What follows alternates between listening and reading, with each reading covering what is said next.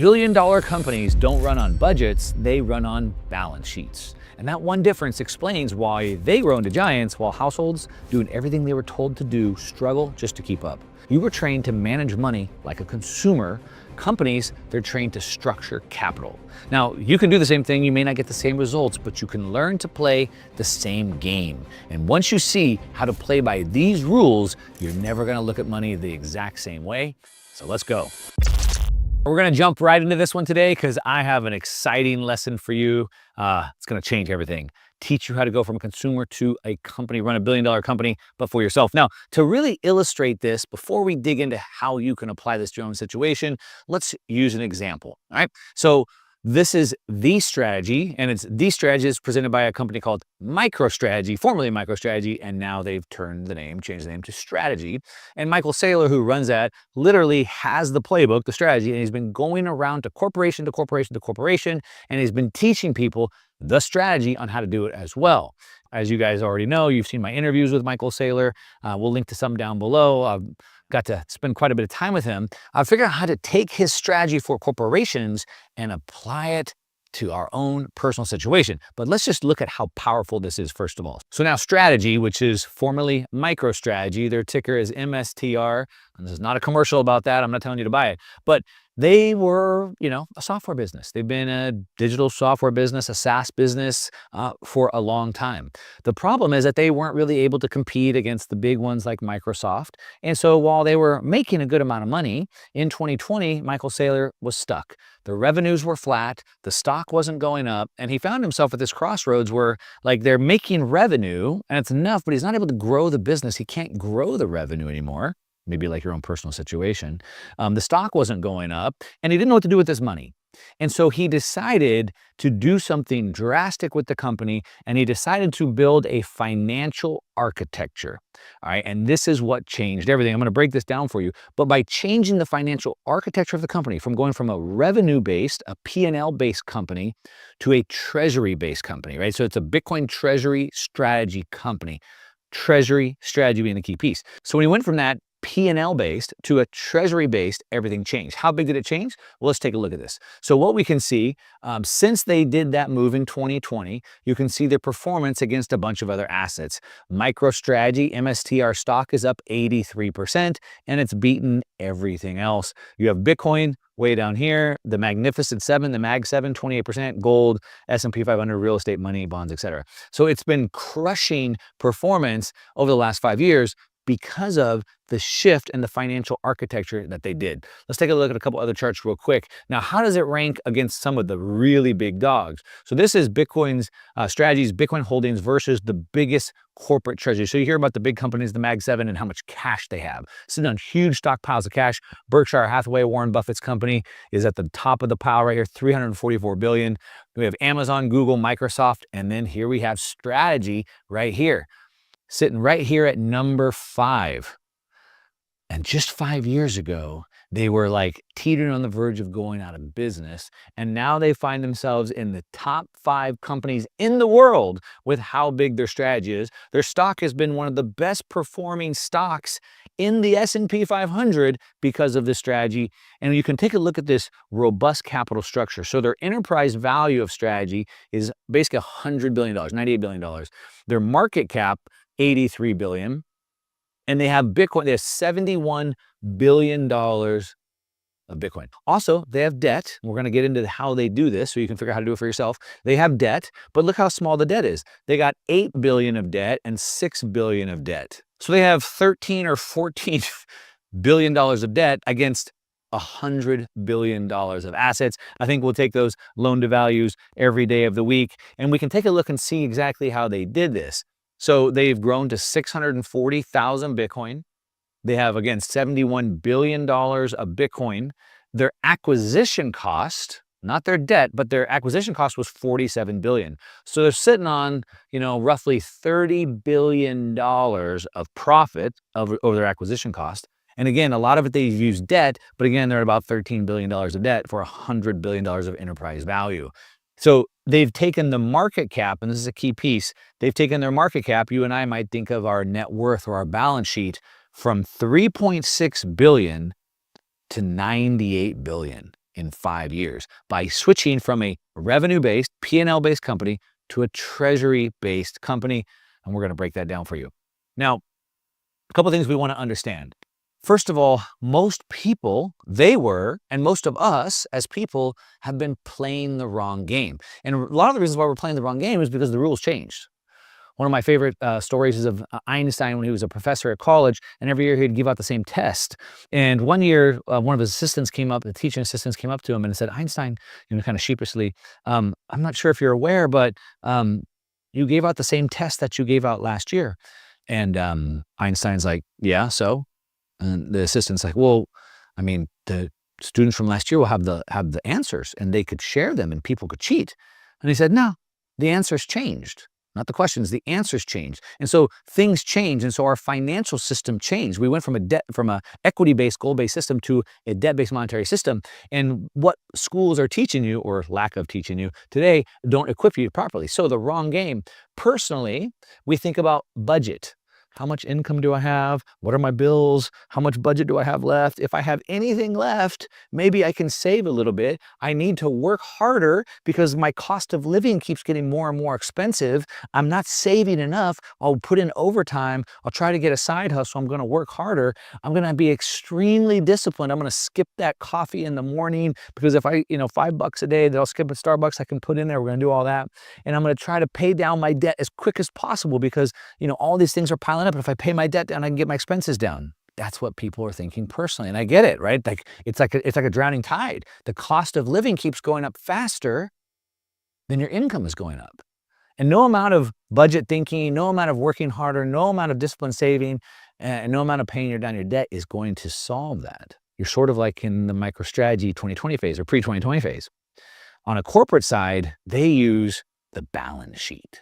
We're going to break this down for you, don't worry. They learned how to apply leverage. They used those balance sheet and the leverage to grow their wealth. MicroStrategy went from 3.6 billion to 100 billion. Imagine doing that in your own portfolio. And they did it with leveraging debt. Let's break all this down so you can see how this plays out. Okay, why this fails though, right? Like I said, the answers changed. So everything that we were taught, everything that we learned, like I said, through school, our parents, however we learned it, it's wrong.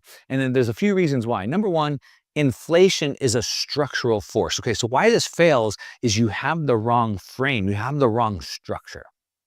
All right, it's not that your intentions are wrong, it's not that your effort is wrong, for sure, right? You're working hard, but you have the wrong structure and frame. Inflation is this structural force. Inflation is doing two things simultaneously. One, it is taking the value out, so it's making our life get more expensive, but it's also creating debasement, and it's offsetting the discipline. So no matter how much more I work, no matter how much more I skimp on my Starbucks and I save, the debasement is greater than my discipline. The rate of debasement is growing faster than I can save.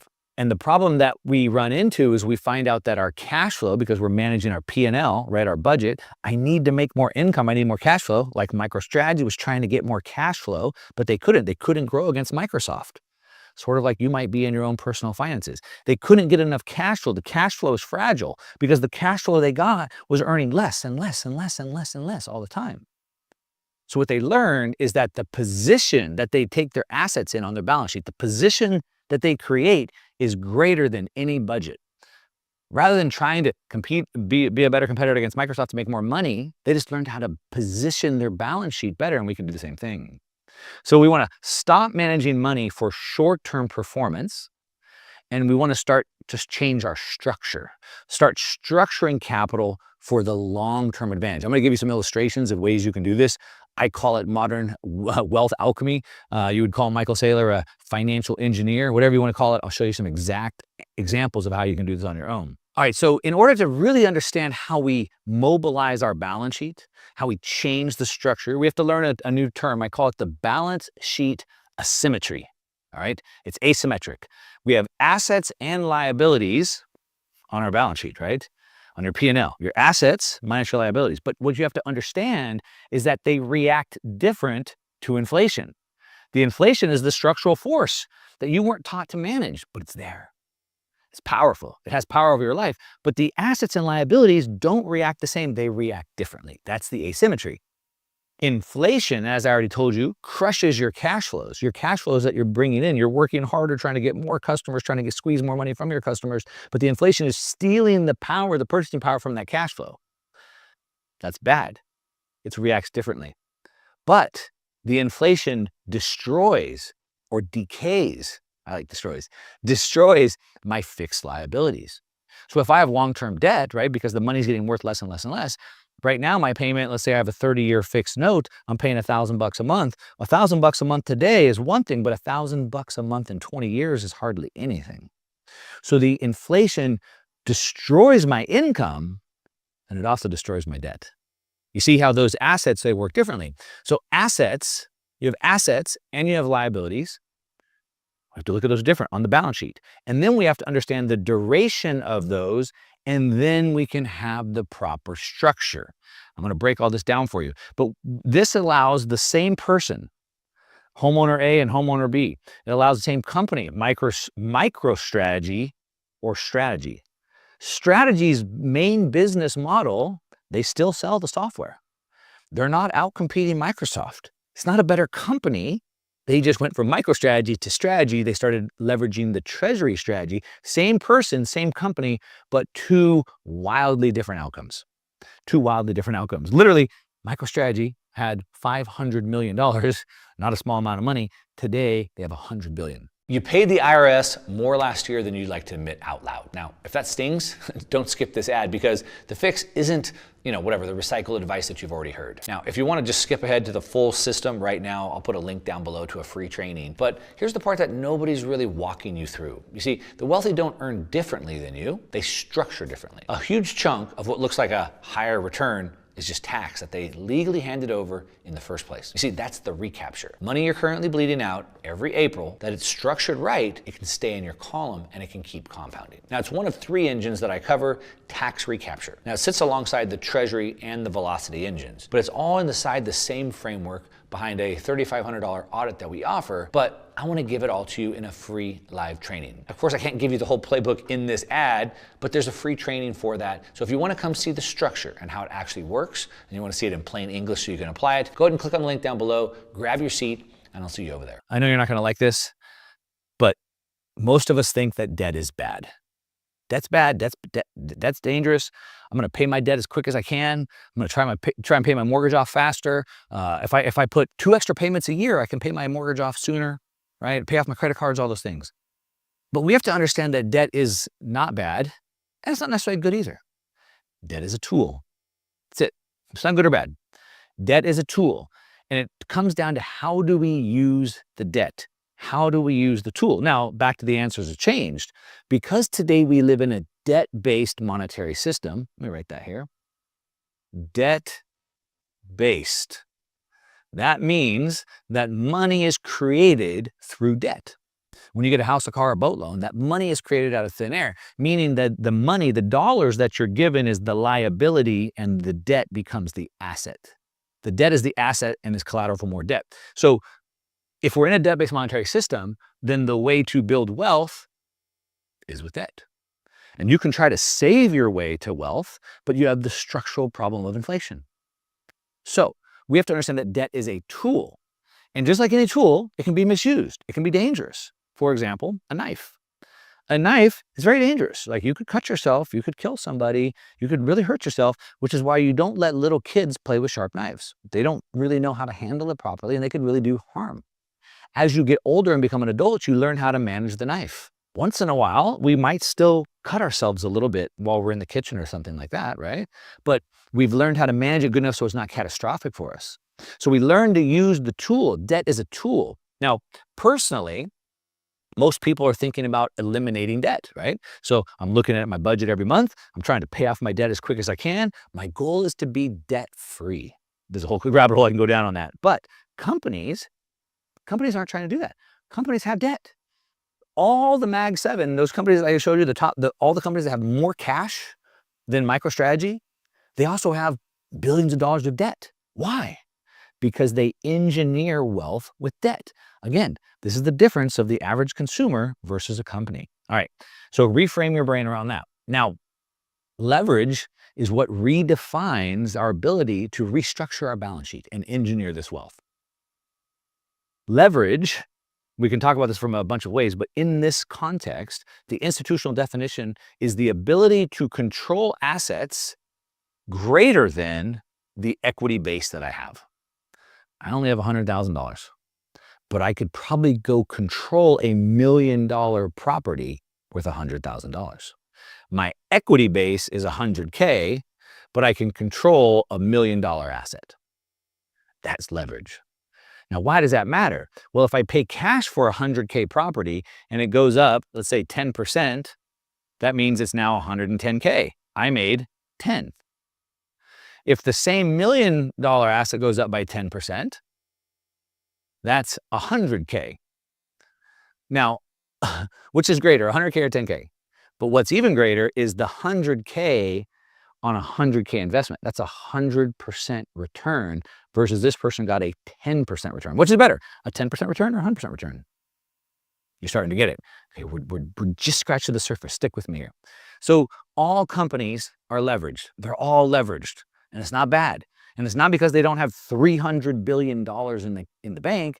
Even though they have $300 billion in the bank, they still might have billions of dollars of debt because they're using it for leverage. You have to understand that fragility is the risk here. It's not the leverage that's the risk. The fragility of not being able to manage it properly, not being able to manage the knife properly. So rather than saying, I'll never use a knife again, no, just learn how to use the knife. Learn how to put in protection measures into the knife so we don't cut ourselves. Instead of not going in the pool, just take swimming lessons or wear a life jacket, right? Okay. Now, in order to take this to the next step, I'm going to show you some examples of how you can do this, but I need to lay down the framework and the groundwork for you. Okay, structural arbitrage. My goal is to teach you the strategies, the principles. There's thousands of ways that you can apply these principles. And once you start to understand them, you're going to see opportunities everywhere. And you'll be able to create money almost out of thin air. Financial engineering, like what Saylor's done. You'll be able to do that. So I'm teaching you the strategies, teach you the structure, teach you the principles. So now we want to understand arbitrage, and we want to understand the structural arbitrage. Okay, so in this wealth engineering that we're doing, trying to engineer our balance sheet, we want to understand the structure. And we have to understand that arbitrage isn't the price of things that we pay. Arbitrage is not the value of our assets. Arbitrage is the structure that we create for our assets to move in so we can benefit between them. All right. So we have to realize that parts of our balance sheet, so all the different things, the buildings or the equipment or the whatever that you own on your balance sheet, they behave different. Different things are different. And the reason why is some debt might be fixed, so 30-year fixed loans. Some might be floating. You know, a credit card, it adjusts monthly, for example. Cars are 5 or 6 or 7 years, right? We have short duration versus long duration assets and loans and leverage. Assets adjust versus fixed liabilities. And so we have to understand that we have different assets. They work differently. A lot of times we can organize them to work differently, but we can get them to work against each other. What we want to do is we want to think about our balance sheet as liquid. So again, a balance sheet, right? You'd have all your assets, your house, your business, your office space, your car, your equipment that you have, etc. So this is your assets. And then down here, you have your liabilities. And now I have my house loan, my office loan, my car loan. And then down here, you have your net worth. But what I want to do is I want to think about all these things here as liquid. I'm able to mobilize them. I'm able to move them. I'm able to leverage them because the idle balance sheets decay. What do I mean by that? Well, for example, one of these items on my balance sheet is my 401k, let's say. So I have this month, this is in my 401k, and it's in a mutual fund, and it's making me whatever, 8% a year. Okay, so even though that asset is there and it's making the 8%, it's decaying, it's losing value. And so that's what happens when assets sit idle on our balance sheet. We have to learn how to mobilize them to get greater than the rate of debasement, as we talked about earlier. Now, cash is the fuel that allows us to do this. So when we start adding in the leverage, we start adding in the arbitrage, the cash is able to help offset that. But the cash is the fuel to the system. It's not the safety in the system because, as we talked about earlier, the cash is also being destroyed by the structural inflation that we have in the system. Now, here intent matters, more than the size. So you don't have to think that I have to go be as big as MicroStrategy. You can just start really small. And I'll give you some examples. Actually, I'll give you one that you could probably do. Most people could probably do right away. But real quickly, here's how we would apply this if we're a personal, like a homeowner or consumer, or if we're a business. So number one, if you're a person, you probably see what Saylor has done with MicroStrategy, and you thought like, well, that's cool that he was able to turn 3.6 billion into 100 billion, but I can't do that. I mean, I don't have a public company. I can't go tap into the public equity markets and the public debt markets. Okay, you probably can't. If you don't have a corporation, a publicly traded corporation, then you probably can't tap into the public credit debt markets. But you can still get debt. You can still get credit. You still have equity. So what do I mean by that? So personally, you have a balance sheet, right? I mean, at least you should. A home, a car, a business, right? Some sort of assets, of stocks, right? So you have something on your balance sheet, and if not, start working on that first. Secondly, you should have credit available to you. If your credit's bad, clean it up. Go on ChatGPT, figure out how to clean up your credit. Start applying for credit cards. Go down to your bank, apply for a personal line of credit. Start applying for credit cards. I know a lot of people who are getting $100,000, sometimes $200,000 credit cards with like 0% APR for 12 months. And then you can just like roll the balance.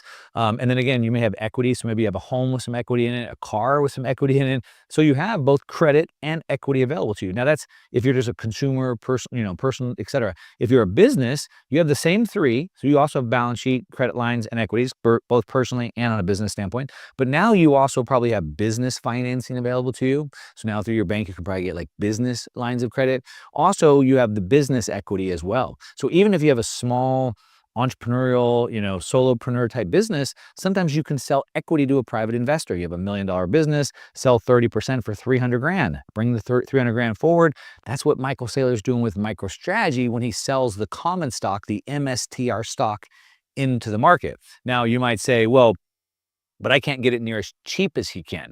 I'm going to pay way more on my credit line or my credit card, et cetera. Well, one of the ways that he's raising money right now is through selling the preferreds, Strike, Strife, Stride, and Stretch. So you buy Stretch and he gives you a coupon payment. So for example, Stretch is paying about 10.75%. I think Strife is about 12.5%. So I'm pretty sure you could probably get credit for less than 12%, which is what he's paying. Those are ways that you can do that. But let's break down an actual example so you can see how this works. So again, I'm teaching you the principles. I'm teaching the strategy. You can apply this 1,000 different ways. But here's one that most people could probably take advantage of. So let's say that I have a home. And for easy numbers, let's say that I owe 100,000 on it, but it's worth 200,000. So I have 100,000 of equity. Okay. Now you might say, but Mark, I don't have a home. Okay, well then figure out another way to get equity. Like I said, go apply for some credit cards, go to your bank, get a loan against your car, like figure it out. But you're gonna need some equity, okay? So I'm pulling out equity. I can get a home equity line of credit. I can refinance my house. And I'm gonna take this money that's sitting here. It's in the house. It's on my balance sheet, right? It's on my balance sheet, but it's decaying because it's not keeping up with the rate of debasement. So I can unlock what I call lazy, because it's not working very hard, or dormant capital.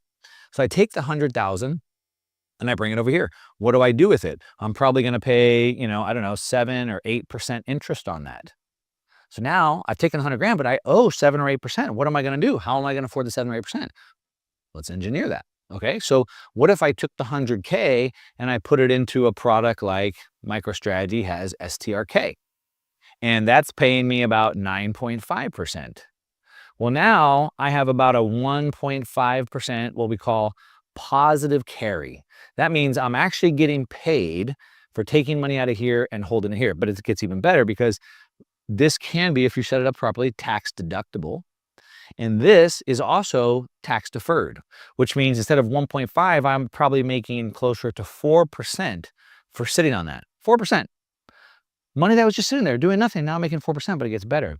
Because what Strike does is it's convertible to shares of MSTR once it gets to $1,000 a share. So if it gets over that, then it converts up. So not only am I getting 4% for waiting, I have the potential upside. What does that mean? Well, currently, let's say MicroStrategy has 650,000 Bitcoin. They'll probably have 1 million by 2030 in the next 4 or 5 years. Bitcoin is probably going to hit 1 million in the next 4 to 6 years. So a million Bitcoin at $1 million is $1 trillion.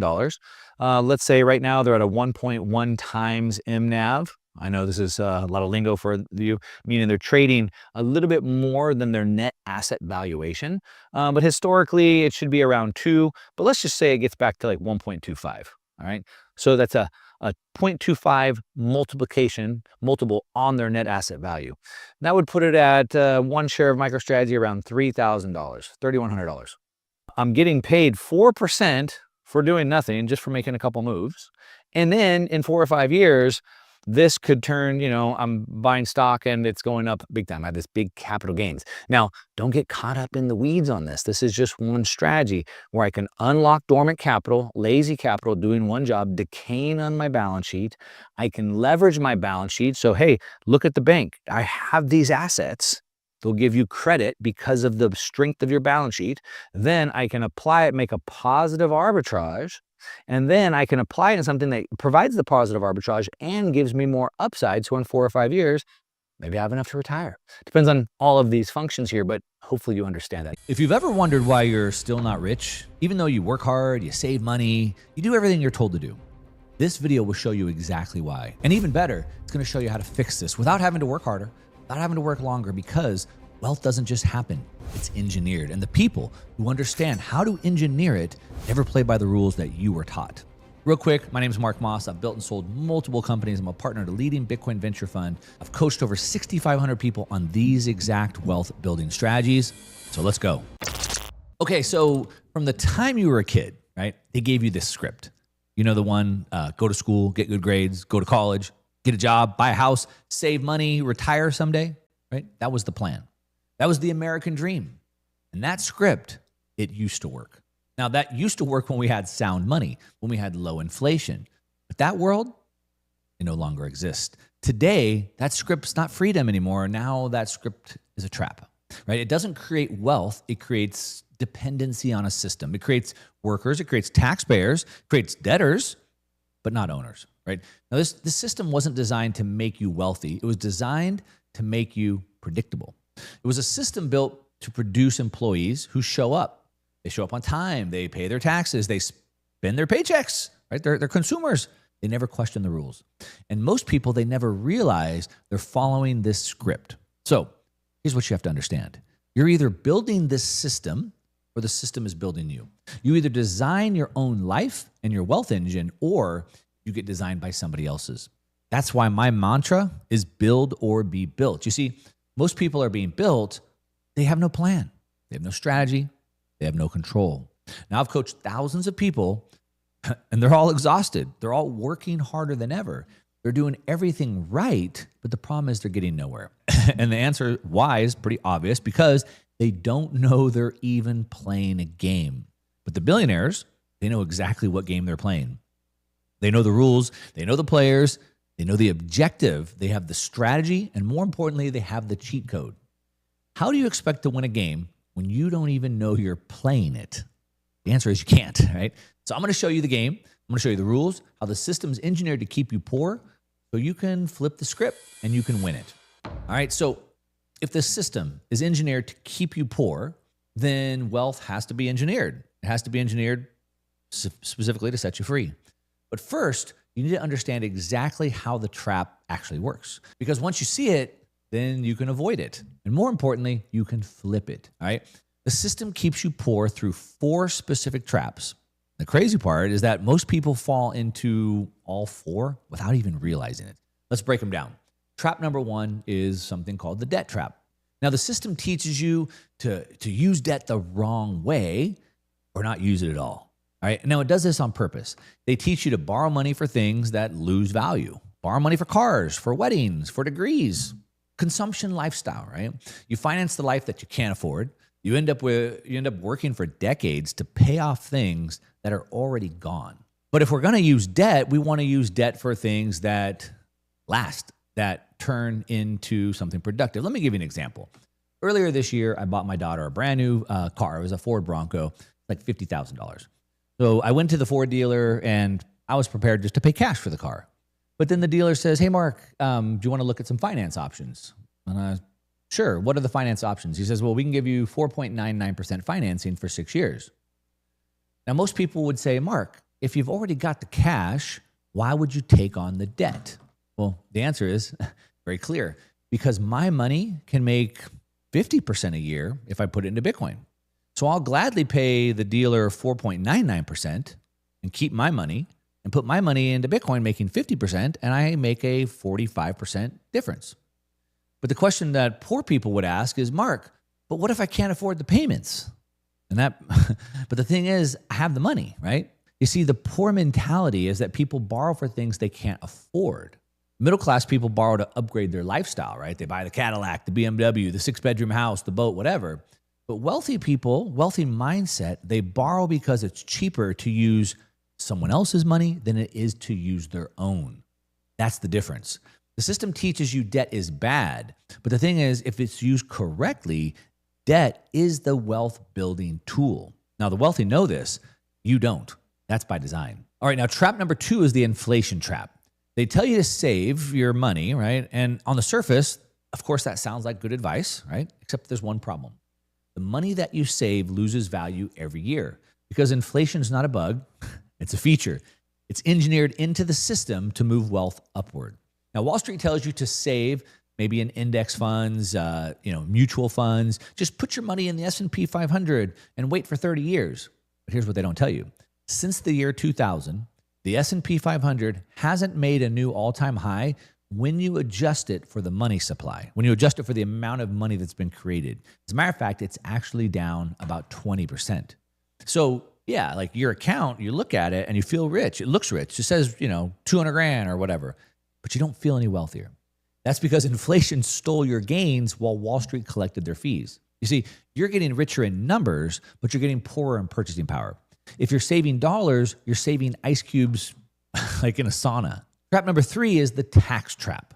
So when you trade time for money, like W-2 income, salary, wages, you're taxed first. Depending on your income level, sometimes up to 50% goes to the government before you even see it. But when your money makes money, like passive income or capital gains or business income, you're taxed last, or maybe not taxed at all. You see, the tax code's not broken. It's working exactly as designed. It favors builders and investors, not consumers and employees. Because the government needs people to build businesses, create jobs, provide housing. So if all you do is work your 9 to 5, you spend your paycheck on Netflix, you're a consumer. And consumers pay the most. Trap number 4 is the income trap. And the truth here is that salaries cap your upside. You see, whenever you're trading time for money, that's going to equal linear growth. That means you have to work more hours to make more money. But if you're always limited by the hours in a day, then how can you really grow? You see, the wealthy, they don't chase money, they chase time freedom, because once you have the time freedom, making money becomes easier. But most people are stuck trading time for money. And time is the one resource you can never get back. You can always make more money, you can never make more time. That's why employees are capped at linear growth. But owners, they build systems that run without them that exponentially grow. So the wealthy are then not trading time for money. They're building these engines that run on their own. Now, the reason you have to work so hard is because your money doesn't. So do you see the pattern here? Every trap that we went through is designed to keep you in motion, but going nowhere. Working hard, but getting nowhere. Earning more, feeling richer, but not actually being richer. It's like being on a treadmill. Now, most people spend their entire lives on it without ever realizing that they could just step off. Because if the system's engineered to keep you poor, then wealth has to be engineered to set you free. And that starts with understanding these 5 rules that the wealthy know, but almost nobody does. So let's break them down, all right? Rule number 1, never borrow for anything that won't make you richer, right? So basically, don't finance status, finance growth. You see, most people use debt to buy things that go down in value, furniture, vacations, weddings, lifestyle upgrades. But the wealthy use debt to buy things that go up in value. Real estate, business equipment, productive assets, Bitcoin, my favorite. But here's the golden rule that I live by. Always use debt. Always get a loan when that borrowed money is cheaper than what your own money can earn elsewhere. You see, that's arbitrage. That's how the wealthy use debt as a tool and not a trap. Like the story I told you earlier about buying my daughter's Bronco, right? I had the cash, but I could borrow the money from Ford at 4.99%, and then I could use my money to go make 50%, which allowed me to make 45% net gain, right? So that's what we call smart debt. But if I didn't have the cash, if I was borrowing because I couldn't afford it, then that would be dumb debt, right? That's the trap. So here's the rule. Borrow for things that make you richer, like real estate, right? Real estate generates cash flow, equipment that increases revenue, assets that appreciate, but don't borrow for status, right? Never borrow for consumption. Rule number 2, save at least 40% of what you make, but save in real assets. Not the way that they taught you. What do I mean by that? You see, most people, again, they're saving in dollars, right? We just talked about that. That's like saving ice cubes in a sauna, as I said, right? But the wealthy, they save in real assets. So they're saving in real estate, in Bitcoin, in gold, in businesses. Now, most people consider that investing, and I'm just using a different word here. I'm thinking about I'm earning my money in my business, which we're going to come to another rule, and then I'm saving it in these other assets, real estate, Bitcoin, gold, businesses. These are things that hold their value. These are things that appreciate over time. Now, I know what you're thinking. Let's go back to the beginning, Mark, because you said to save 40%. I can't even save 10%. Well, here's how you do it. You plug the financial leaks. You optimize your income. You stop paying more in taxes than you have to. And you shift from a spending mindset to an investing mindset. Most people think their money's only job is to sit in this bank account, like for like this just in case. But like I said earlier, the reason you have to work so hard is because your money isn't. See, I want my money doing 2 jobs or 3 jobs or 5 jobs. Every dollar should be working multiple shifts, compounding, generating cash flow, creating tax write-offs, appreciating in value. That's what I call the velocity of wealth. Your money should be in motion, not sitting idle, right? Not losing value to inflation. So you need to save aggressively, but save in assets, not dollars. Now, rule number 3 is important to achieve number 2, and that is get onto the revenue side of a growing business. You see, you're never going to get rich with that capped salary. As I said, if you're trading time for money, that's linear growth. See, the wealthy are not getting paid on time. They get paid on growth. So if you're trading hours for dollars, you're playing a losing game, right? There's only so many hours in a day. Your upside is capped. So what the rich do is they focus on equity or leverage or ownership, all of those to get infinite upside, while employees focus on hours with a capped upside. Now, this doesn't mean that you have to go start a business or own a business, right? You can do this even with a job, but here's what you have to do. Go and get a job on the revenue side of a small to medium-sized business, maybe specifically in a growing part of the economy, maybe in a major city, and then make sure your income isn't capped. Now, typically this means you need to look for positions in sales and marketing or in maybe product development, something like that. Right? Where your pay is then linked to the growth of the business through commissions, profit sharing, royalties, equity. Now, in order to do this, you're going to have to trade a lower salary, but for higher performance pay. Because say like a $60,000 salary with 20% commission is probably worth way more than an $80,000 salary with no upside. See, one caps you, the other scales with your results. Here's the roadmap I learned, and this is the one that I followed when I was building out and building my own wealth. Your 20s, they're for learning, right? This is when I worked for other people. Your 30s, this is for earning. This is when I started to build and started to scale my businesses. Your 40s, that's for owning. This is when I started expanding my business portfolio. This is when I started opening up my investment funds. This is when I started expanding into other assets. You see, most people try to start a business way too early, in my opinion. They do this before they have the knowledge, they don't have the network, they don't have the capital to succeed. Now, I'm not talking about side hustles. I mean primary means of financial support. Now, if you execute your career correctly, you won't have to work anymore by the time you're 35. And I say have to work. Now, you'll probably be able to live any way you want by the time you're 45. But each of these steps is important. You have to learn, earn, and then own, all right?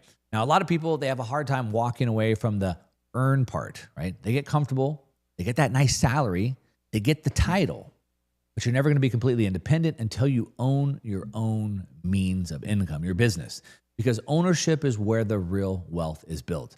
Not in hours, not in salary, ownership. And once you own it, Then you can start to implement other systems like one I call the FAST method. Focus, for the F, is basically eliminating everything that doesn't move the needle. You see, most people are busy, but not productive. So we want to focus on the 20% that drives 80% of the results. The A in FAST stands for automation. We can build systems that run without you, use AI, use software, use tools. The goal is to basically try to remove yourself from the day-to-day operations. The S is shift, move from being in the business to being on the business, right?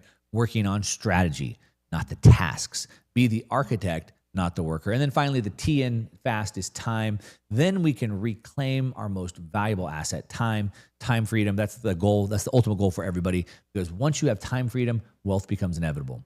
All right, now rule number 4 is so important. It should probably be rule number 1, but we're going to put it here number 4, and that is to accumulate real money. I'm not talking about dollars. Dollars are paper. Paper is the money of slaves. Gold is the money of the free. Bitcoin is the money of the future. So when you look throughout human history, gold's been money because it's scarce, right? It's durable. It can't be inflated away by central banks. But Bitcoin takes everything gold does, and then it makes it even better. You can't carry $1 million in gold across a border, but you can carry $1 billion in Bitcoin in your head with 12 words. Now, Bitcoin isn't just an investment. It's the ultimate opt-out. It's money that can't be inflated away. It can't be confiscated. It can't be controlled. It takes the foundation of their system, money, but it gives it back to us. But we don't need permission. We don't need any central control, and no inflation can take it. So here's what I do. I stack a little bit of gold. I stack even more Bitcoin, and I don't think of them as investments, as I said earlier. I think of them as my savings account, all right? This gives me a more passive mindset, a more long-term mindset. And finally, rule number 5, borrow in bad money and invest in good assets, all right? This is what we call a speculative attack. It's what separates what the wealthy do from everybody else. Here's how it works. Inflation punishes savers, but it rewards borrowers. If you borrow at, say, 4%, but your money compounds at 12 or 20 or 50%, getting paid to borrow. Let me give you a historical example of this. In the 1920s, back in Germany during the Weimar Republic, there was massive inflation. It was like the textbook example of hyperinflation, right? And there was this guy named Hugo Stinnes. Now, at that time, hyperinflation was destroying the German mark, their currency at the time. So what'd he do? Well, he borrowed as much of the failing German mark as he could get his hands on, and then he used those loans to buy factories, to buy gold, to buy commodities, to buy businesses, assets that were going up in value. He became one of the richest men in the world at the time. Fast forward to today, we can see Michael Saylor is basically doing the same thing with MicroStrategy or now Strategy, right? He's borrowing dollars at 5 to 10%, and then he's buying Bitcoin that's appreciating at 50% per year. Since 2020, he's turned his company, Strategy, into one of the most profitable companies, one of the best performing stocks in the world. He'll probably become one of the richest men in the world doing this. Now, you might be thinking, Mark, I'm not a billionaire. I can't do that. Yes, you can. Here's how. Buy a rental property. Maybe get a 30-year mortgage on it, say at 6 or 7%. Use the tax depreciation right off your income so you can keep more of your money that you would have given to the government. And then you can use that money to buy Bitcoin, right? Then you can let the tenant pay off the property, use the cash flow that you're getting to dollar cost average into more Bitcoin. Then you can refinance, pull equity out tax-free, and you can do it again, right? That's how I used real estate to buy 10 times more Bitcoin than most crypto investors ever will. You're borrowing in dollars that are losing value, and you're buying assets that are gaining value. You borrow weak, you buy strong. That's the whole game. So there you have it. The 5 rules. Rule number 1, never borrow anything that won't make you richer. Rule number 2, save at least 50%, but save in real assets. Rule number 3, get on the revenue side of a growing business. Rule number 4, accumulate real money, gold and Bitcoin. Rule number 5, borrow in the bad money, invest into good assets.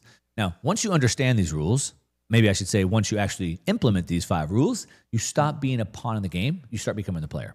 But knowing the rules isn't enough. You have to apply them. And so now that you know the rules, now you know how the system keeps you poor, and now you know what the wealthy do differently, right? You understand that this isn't just about money. It's about the game of money. You see, as I said earlier, most people are playing a game they don't even understand, right? They follow the rules, they work harder, they pay their taxes, and they wonder why they can't get ahead. But the game was never meant for you to win the game. The only way to win is to change the game entirely. Now, that's what I call building your wealth operating system. You see, in life, sort of like your phone, your iPhone, right? Your phone has this operating system that's built into it, and that manages all the apps and keeps everything running smoothly. But most people, they're running their life with no operating system. There's no plan, there's no system, there's no strategy. They're just reacting to whatever comes their way. The wealth operating system is your personal engine that flips the rules into your favor, and it has 3 core engines that work together. Engine number 1 is the time engine, right? This is where you reclaim your time using the FAST method, right? Because if you don't control your time, you don't control your life. Engine number 2 is then the income engine. This is where you optimize how money flows in, how you eliminate financial leaks, how you restructure debt, how you engineer tax efficiency, how you make every dollar coming in work as hard as possible. And then engine number 3 is then the wealth engine. And this is where you multiply wealth using the velocity strategy, making every dollar do 2 jobs, 3 jobs, 5 jobs. And when you have all 3 of these engines, when they're all running in sync, that's when wealth becomes inevitable. Now, I learned all this the hard way, right? In 2008, when I was 28 years old, I had already built and sold multiple companies, right? I thought I was set. Multi-million-dollar real estate portfolio. I was rich. Then the market collapsed. And overnight, I went from feeling rich to being in the hole, being broke, right? I had no cash flow. I was over-leveraged. I had no exit plan. I basically burned my entire financial house down. It sucked. But that taught me the most valuable lesson of my entire career is that I need a system. I need diversification. I need cash flow. I need an exit plan. That's why I built the wealth operating system.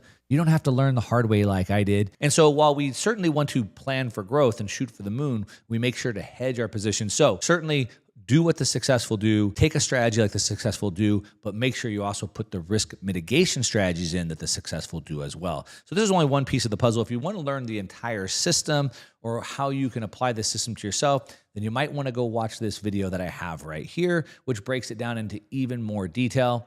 And I'll see you over there.